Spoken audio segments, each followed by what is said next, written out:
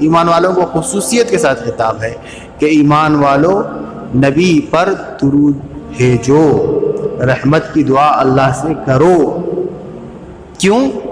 یہ بھی تمہاری بخشش کا ایک ذریعہ ہے۔ اب بخشش کا ذریعے کا مطلب یہ نہیں ہے کہ آدمی صبح سے شام تک اپنے آپ کو گناہوں سے محفوظ گناہوں میں لت پت رکھے اور اللہ کا انکار کرے، اس کے احکامات کو پامال کرے، نبی کے احکامات کو پامال کرے، کبائر کا ارتکاب کرتا رہے، سود میں بھی اپنے آپ کو مصروف رکھے، حرام کاریوں میں بھی مصروف رکھے، زنا میں بھی مصروف رکھے، چوری میں، دھوکے میں، سب میں پڑا ہوا ہے، لیکن وہ یہ سمجھ رہا ہے کہ درود شریف پڑھ لوں تو اللہ بخشش و مغفرت فرما دے گا، تو یقیناً درود شریف پڑھنا اس کی بخشش و مغفرت کو چاہے گا، اور درود شریف قیامت کے دن وہ سفارش بھی کرے گا کہ اے اللہ اس کی بخشش کر دے، یہ کثرت سے درود بھیجتا تھا۔ لیکن اللہ نے اپنا یہ ضابطہ بنایا ہے کہ جو حقوق العباد ہے، بندوں سے متعلق جو حقوق ہیں، وہ اللہ تعالیٰ نہیں معاف فرمائے۔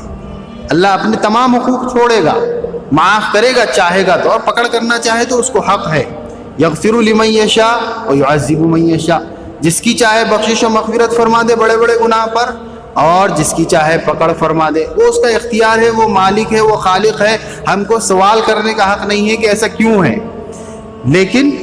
اللہ تعالیٰ کی رحمت کا تقاضا یہ ہے کہ اللہ اپنے حقوق یقیناً معاف فرمائے گا، مگر جو حقوق العباد ہیں اس سے جب بندے کے اعمال ٹکرائیں گے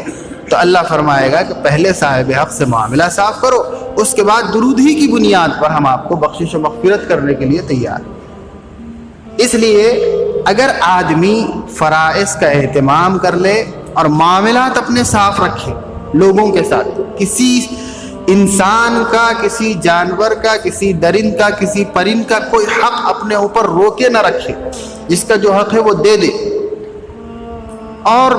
معمول کی عبادتیں بھی اگر کر لے، فرائض کا اہتمام بھی اگر کر لے، 5 وقتہ نمازوں کا عادی ہو جائے، رمضان میں روزوں کا عادی ہو جائے، زکوٰۃ فرض ہے تو دے دے، حج کی استطاعت ہے تو پہنچ جائے، انفاق کرے۔ اب اس کے علاوہ کوئی اور اس سے ہوتا نہیں ہے، لیکن ایک کام اہتمام سے ہوتا ہے کہ جمعہ آتا ہے تو بیٹھ کر اہتمام سے وہ نبی پر درود بھیجتا ہے، تو اللہ کی ذات سے امید ہے کہ یہ درود اس کی کامل بخشش و مغفرت کرائے گا۔ اس لیے جمعے کے اس دن میں بہت سے کام جو کرنے کے ہیں، ان میں ایک اہم کام کثرت سے نبی رحمت صلی اللہ علیہ وسلم پر درود بھیجنے کا، جیسا کہ میں نے بتایا کہ ہر دن یہ معمول ہونا چاہیے، روزانہ نبی پر درود بھیجنا چاہیے، لیکن بس قسمتی سے اگر روز بھیجنا نہیں ہو پا رہا ہے تو کم سے کم جمعے کے دن تو اللہ کے نبی صلی اللہ علیہ وسلم پر درود بھیجنے کا اہتمام ہونا چاہیے۔ اس دن بھی اگر ہم نبی رحمت صلی اللہ علیہ وسلم کے اس ایک مطالبے کو پورا کرنے کے لیے تیار نہیں ہیں تو پھر ہم امتی کہلانے کے مستحق نہیں۔ آپ صلی اللہ علیہ وسلم نے ہم سے درود کو طلب کیا ہے۔ اب بہت سے لوگوں کو بتانے کیوں درود شریف سے چڑ ہے، درود کا اہتمام کرنے والوں سے چڑ ہے، درود کی مجلسیں جمانے والوں سے چڑ ہے،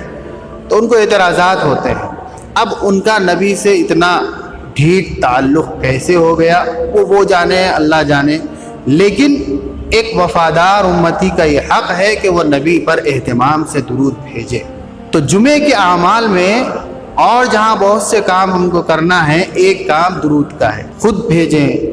گھر میں اپنی عورتوں کو اہتمام کرائیں، اپنے بچوں کو اہتمام کرائیں، ہو سکے تو سب ایک ساتھ بیٹھ کر نبی کریم صلی اللہ علیہ وسلم پر درود بھیجنے کا اہتمام کریں۔ اس سے بڑی برکتیں انشاءاللہ ہم اپنی زندگیوں میں محسوس کریں۔